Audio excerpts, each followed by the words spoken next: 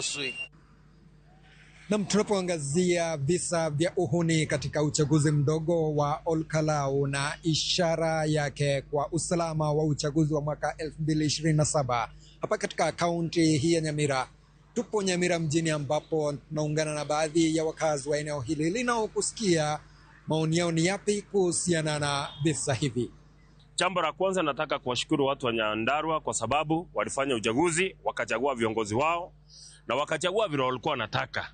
Ya pili, kuna suara tata hapa nje kwamba kulionekana na watu ambao walikuwa wamevalia hoods na masks, na kuna wengine wanafikiria kwamba ni tisho kwa usalama. Mimi nataka nikwambia hapa ni Kenya, hapa ni Afrika.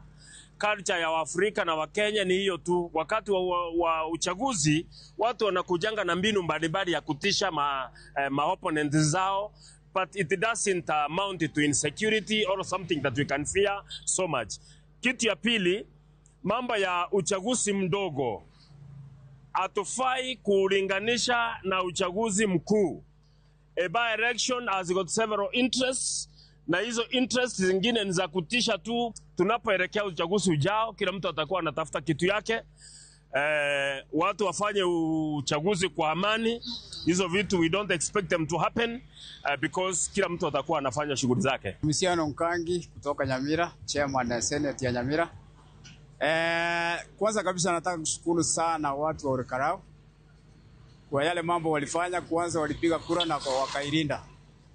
Pili, UNISM ambao ulionekana huko ni mbaya sana, ni sala mbaya sana katika nchi yetu ya Kenya, haswa tunapoelekea uchaguzi ujao mkuu wa 2027. Sisi tunataka kuhimiza serikali, tunataka kuhimiza wananchi pia, wale vijana wadogo wanapelekwa kuwa magoons. Let's get civilized, tufanye uchaguzi ambao ni nzuri. Na ile mambo ya UNISM, please tunataka iishe Kenya kabisa, na tunataka iongozwe na Minister Interior awe patriotic, asimame imara, amalize mambo ya magoons. Niliona kule Olkalau hata kina mama walikuwa wanakimbiza goons. Goons walikuja na magari, wengine wakakuja na pistol.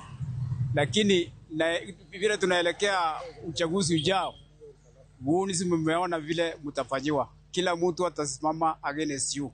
Kwa hivyo muache mapema, mfanye kazi ambayo inafaa, muache wananchi wapige kura sawa. Dalili zote zimeonyesha kwamba uchaguzi ujao, kama serikali haitawajibika, ijue kwamba ina mandate ile ya kuweka usalama katika nchi yetu ya Kenya.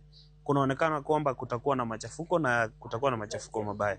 Kwa sababu uwezi niambia kama kule Olkalau unaona over 83% wameamua watachagua mtu fulani. Wewe kama IBC na serikali na ukora kidogo mkuje huko mseme kwamba ni mtu fulani ameshinda uchaguzi. Hapo kutakuwa na machafuko mabaya. Serikali iajibike, ikubali matokeo. Rais Ruto akona muda.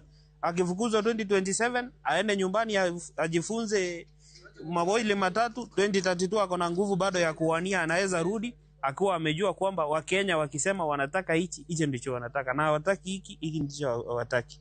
Na hao ni baadhi ya wakazi wa kaunti hii ya Nyamira wakitoa maoni kinzani, baadhi wakihisi kwamba ile ni ishara ya kukua na utovu wa usalama katika uchaguzi mkuu ujao, japo baadhi wakihisi kwamba ni kawaida ya uchaguzi na hakuna la kutilia shaka katika uchaguzi huo unaokuja.